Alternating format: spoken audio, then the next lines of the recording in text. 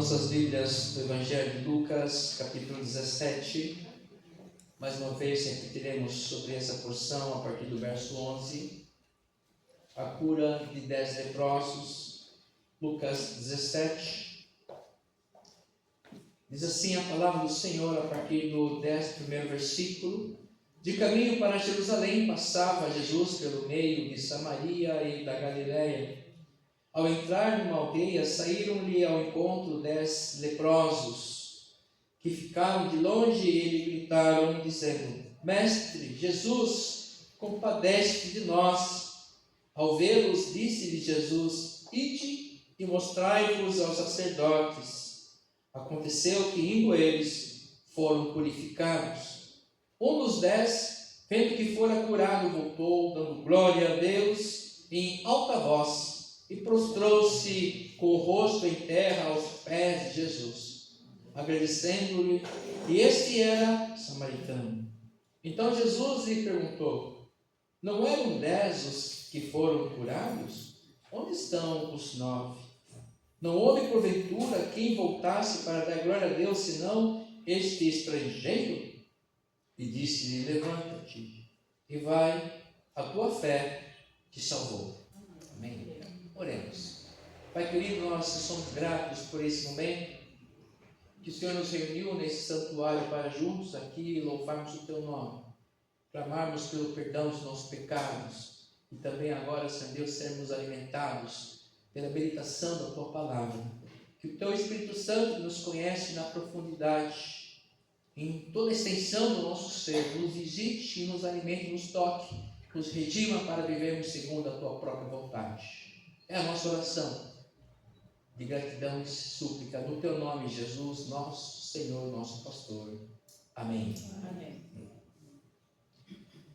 Amados, é sempre um desafio nós olharmos para a palavra de Deus e meditar nela, mas também é algo que brota naturalmente quando nós entramos com esse desejo ao livro santo. Ele vai falando conosco, vai nos alimentando, vai nos tocando e nos traz ricas mensagens ao nosso coração. Esse é o objetivo da palavra de Deus. Conforme o profeta nos diz, a palavra do Senhor não volta para ele vazia, ela cumpre o seu propósito. E tem sido assim, principalmente quando nós a tratamos com fé. Aliás, um dos caminhos para que tenhamos a fé aumentada, crescida, é meditarmos na palavra de Deus. Espaço que nós possamos crescer e termos a nossa fé aumentada, além de pedirmos a Deus que nos dá liberalmente. E eu queria mais uma vez repetir aqui pela 4ª vez sobre a gratidão a Jesus. Gratidão a Jesus. E esse texto aqui nos leva a esse fim, a essa finalidade. Eu já queria aqui começar a fazer algumas questões à igreja. O que temos visto à nossa volta hoje? Como estão as coisas, as situações à nossa volta? Como está o mundo? Como está o nosso país? Como está a nossa cidade? A nossa igreja? Como está a nossa vida? Como está a nossa vida? A minha, a sua vida. Aliás, quando nós olhamos para a nossa vida, nós percebemos que nós somos tentados, temos uma tentação a vencer. Porque toda a Escritura Sagrada, Antigo e Novo Testamento, ela nos leva sempre a nós pensarmos no mundo além do nosso. É mandamento do Senhor nós amarmos o nosso próximo como a nós mesmos. Então, quando nós pensamos na nossa vida, às vezes nós ficamos só nisso. Esquecemos a cidade, a igreja, a cidade, o país, o mundo. Ficamos pensando só nas nossas coisas. E aí eu acho que nós ficaremos aí presos ao nosso egoísmo e não veremos muita mudança. Nós começamos a pensar que nós precisamos mudar o nosso pensamento, que não são do Senhor. E isso o próprio Deus fala em Isaías 55, que os meus pensamentos não são os vossos pensamentos, nem os meus caminhos são os vossos caminhos. Isso é o alerta a cada um de nós. Por isso que precisamos sempre estar olhando para o Senhor através da sua palavra. Palavra que nos redime, nos transforma, nos ilumina o nosso olhar, ilumina a nossa mente. e transforma a nossa realidade. Esse é o poder da palavra de Deus, de transformar as realidades. Por mais que a realidade do mundo, do país, do nosso estado, da nossa cidade, por mais que a nossa realidade da igreja, a nossa realidade enquanto pessoas seja às vezes complicadas, nós precisamos pensar que algo pode acontecer diferente. E o Senhor, através da sua palavra e da nossa mínima fé, pode transformar tudo. Pode nos levar de um momento assim, sem fé, sem esperança, a um momento de muita fé, de muita alegria, de muita exaltação ao nome do Senhor, porque nós precisamos olhar para o mundo de maneira diferente, usando as lentes corretas. Fico pensando que as pessoas que usam óculos, se perderem seus óculos, vai enxergar um mundo diferente. E olhar para o mundo com as lentes de Cristo é isso. Enxergarmos o mundo com o olhar dele. Para que isso aconteça, é necessário que nós mergulhemos na vontade do Senhor. Comecemos a ver aquilo que Ele deseja para cada um de nós. De que hoje, de fato, nós somos chamados, que somos igrejas, e que devemos ser conscientes de quem nós somos e de como estamos, em que mundo estamos. E qual seria a nossa ação efetiva nesse tempo difícil? Não estou dizendo que as coisas são fáceis, não, são difíceis. No mundo inteiro, nosso país, há muitas discussões, a nossa caminhada, a nossa sociedade está cada vez mais relativizada em seus desejos. E nós, enquanto povo de Deus, precisamos olhar para essa sociedade com amor e ver como é que eu posso refletir sobre, a partir dos ensinamentos do próprio Deus, que ama a todos de paixão, que quer redimir a todos, quer salvar a todos. Ele não quer que ninguém pereça. Então a primeira reação é sempre nós olharmos para os problemas e reclamar. Olharmos e sentirmos negativamente aquilo que está à nossa volta e reclamando. O mais fácil, o mais comum é dizer que está tudo difícil. Está difícil, pastor, a situação, acho que não vai mudar. Pelo contrário, a palavra de Deus já fala que o fim do mundo está próximo. Aí usamos os jargões fatalistas. Será que em algum momento vamos conseguir virar o botão e enxergar as coisas de maneira diferente, do modo correto, de olhar tudo pelo olhar do Senhor? Porque eu tenho convicção de que quando Deus olhou no momento pela sua humanidade, para o mundo, Ele falou assim: é agora. É agora que eu vou descer para que esse mundo, as minhas criaturas possam ser redimidas, salvas, porque eles estão perdidos. É agora. Não foi ontem, não será amanhã, não, é o agora. É o agora que nós precisamos reconhecer que Deus tem um plano de salvação, de redenção, de mudança, de transformação das realidades. Mas para isso precisamos colocar essas realidades, essas situações no altar dele. Não conforme os nossos prismas, nossa sabedoria, os nossos projetos. Não, é agora. E Senhor, esse aqui, está minha vida aqui, às vezes em áreas meio bagunçadas, mas eu coloco no teu altar para que o Senhor me abençoe e tome conta de tudo. Por isso que a palavra de Deus me fala no Evangelho que buscai primeiro o reino dos céus e a sua justiça, e as demais coisas vos serão acrescentadas. Ou seja, cuide bem das minhas coisas que eu vou cuidar de você. Que não vai faltar nada para você. Então precisamos às vezes mudar o botãozinho aqui do normal, que o normal é olharmos negativamente e começar a reclamar e ver que não tem jeito.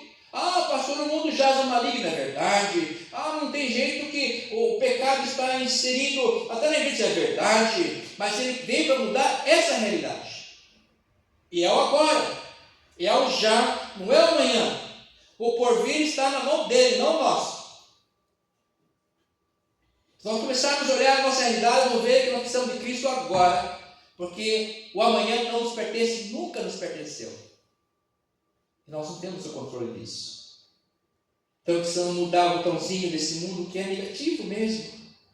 É só nós pararmos e olharmos as notícias, quase 100% são negativas. De desolação, de coisas difíceis.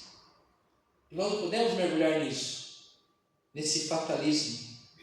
Temos que olhar pelo olhar do Senhor Jesus, e um olhar de amor. Conforme João 3,16 fala aqui, porque Deus amou o mundo de tal maneira, para que todo mundo que nele crê não pereça, mas tenha a vida eterna, um olhar de amor, porque Ele não quer que ninguém pereça. É um mundo e um olhar diferente do Senhor, um olhar de paz. Conforme João 20,19, que no primeiro dia da semana estávamos os discípulos trancados, com medos, atemorizados, e Jesus apareceu entre eles e disse: paz seja convosco. Eu ressuscitei, eu estou vivo. Eu morri, não, eu sou vivo. Eu sou Deus, nunca morro.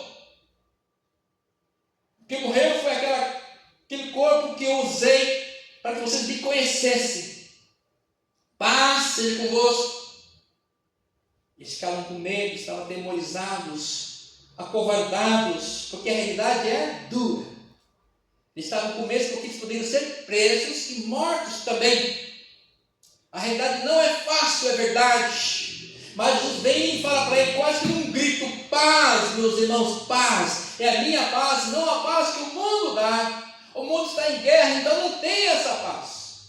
Mas é a paz que eu posso te dar, que é mudança de visão de mundo. É mudar de botãozinho para botãozinho, modo Jesus. Ok? Modo Jesus. Para a gente poder chegar à vida de uma outra maneira. É o olhar do Senhor quando Ele nos traz aqui a esperança. Romanos 12 nos diz que regozijai-vos no Espírito, sede pacientes na tribulação, na oração, e sejam perseverantes. Se alegrem porque a esperança o Senhor já nos trouxe, de dias melhores, de dias mais saudáveis emocionalmente, até fisicamente, porque não, de dias em que nós precisamos olhar e sairmos do modo dessa sociedade negativa e vivermos do modo de Jesus, uma esperança sobre a sua paz e sobre o seu amor. O Evangelho é isso, é transformação, é a metanoia, a transformação de mente, de coração e de caminhar, de rumo, mudança. Conversão, mudança de direção, e começa onde? No meu coração, no meu pensar, e começar a olhar tudo e a todos de maneira diferente através do modo Jesus. O papel da igreja, queridos, a sua tarefa é tornar visível o reino de Deus, que é invisível, através da vida e do nosso testemunho fiel, anunciando esse Evangelho que é paz, alegria, ação de sua justiça. E na ação da igreja é que o Evangelho se torna válido. Então o Evangelho se torna poderoso, válido, esperança, quando nós vivemos assim. Nós refletimos assim. Quando nós vivemos assim. É claro que para eu refletir a graça de Deus eu preciso vivê-la. É claro que para eu refletir a alegria de Jesus eu preciso vivê-la. É claro que para eu falar sobre fé em Jesus, no seu Evangelho, eu preciso viver essa fé.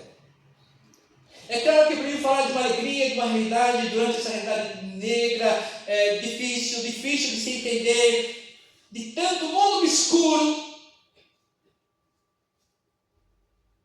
eu preciso viver essa paz.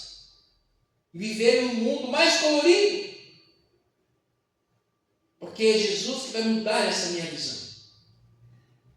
Para um mundo diferente. Porque Ele é a minha esperança. E a igreja hoje deve tornar essa mensagem digna de crédito em meio às suas realidades. E é no nosso hoje, no nosso agora, que nós devemos ver a ação de Cristo. Primeiro em nossa vida, é no nosso agora e não depois. Jesus disse para aquele homem: levanta-te e vai.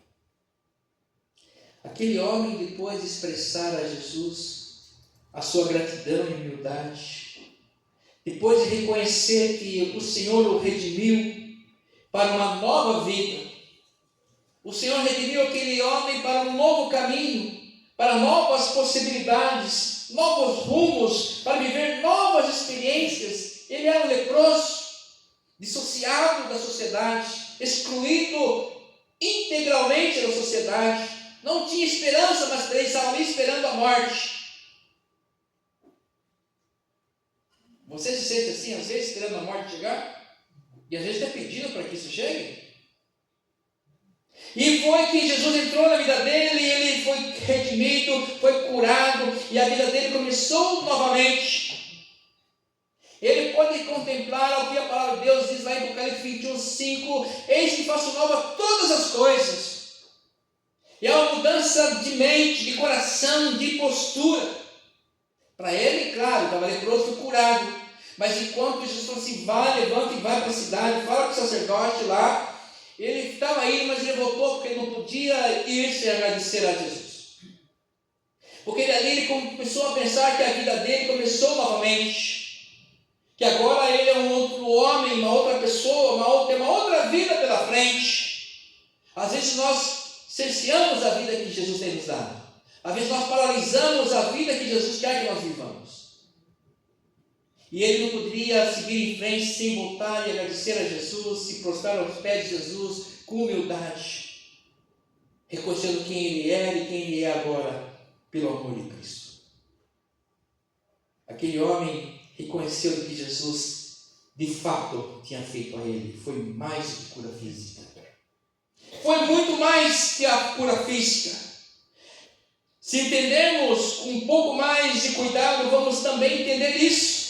Que Jesus quer fazer em nossa vida é muito mais que uma cura física às vezes. É uma mudança de postura em relação à vida e à realidade. Alegrai-vos, exultai-vos. Fique feliz porque você tem a possibilidade de viver num mundo perdido, sim, mas você não está perdido. Você sabe quem você é e quem é o seu Senhor. E o que Jesus fez por aquele homem, ele pode fazer por cada um de nós também. É bom que nós possamos ter essa verdade, essa vitória dele em nossa mente. O que Jesus fez por aquele homem, ele levantou, aquele homem estava caído. Levanta-te, vai embora, a tua fé te salvou. Mas parte da fé, parte da humildade, parte da gratidão. Essa mudança de vida para uma nova vida de fato. Eu tenho quase certeza que os outros 9 que não voltaram para agradecer ficaram felizes pela cura, mas continuaram vivendo uma vida medíocre pela ingratidão. Com certeza não viveram uma integralidade da vida, da alegria total da vida, que é a partir do conhecimento de nosso Senhor. Que é a partir de perceber o que é a vida de fato. Não só essa vida que é passageira, mas a vida futura, que está tão perto de nós. O que salvou aquele homem foi a sua fé. Não foi a cura, não foi o sofrimento, foi reconhecer Jesus como seu Salvador. E isso promove não só a razão, mas a ressurreição dele. Promove uma vida diferente, porque a partir da sua humildade, ele teve tudo transformado. Descobrimos que Jesus pode mudar tudo. E começar pelo nosso coração. Não só do meu coração, mas dos meus amigos. Não só da minha igreja, mas da minha família. Não só da minha família, mas daqueles que forem tocados por essa graça desse Evangelho. A redenção, a salvação produz a gratidão.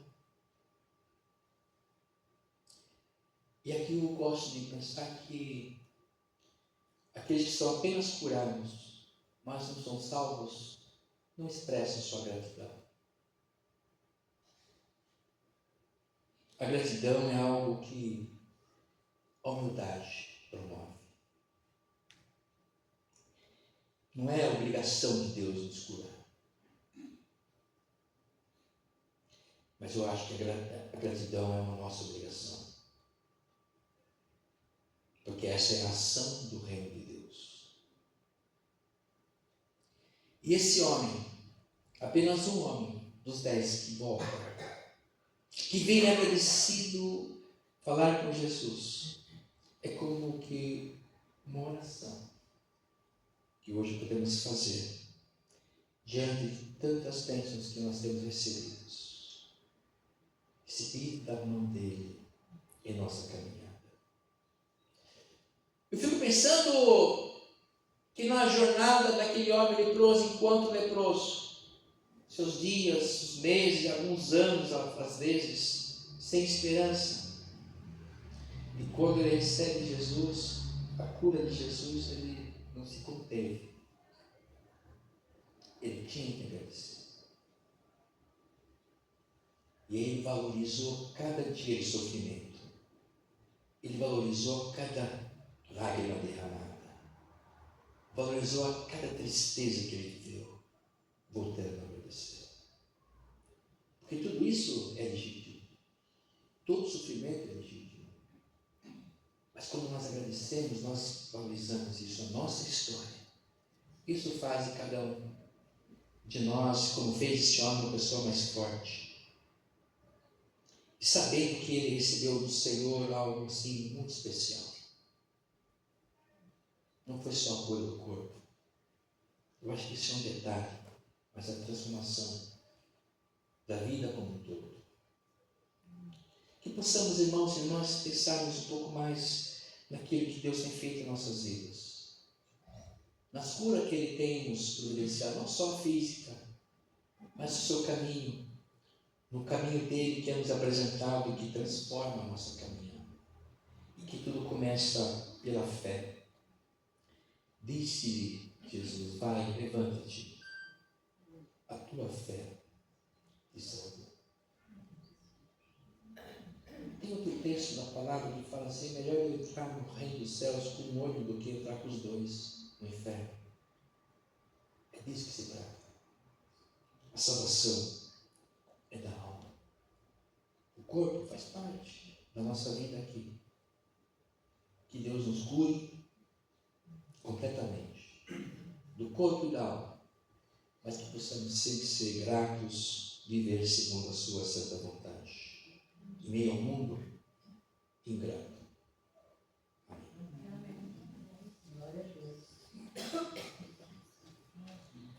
Vamos louvar a Deus com alegria, chuvas e bênçãos, hino 234. Fiquemos em pé, irmãos, com muita alegria, louvamos a Deus.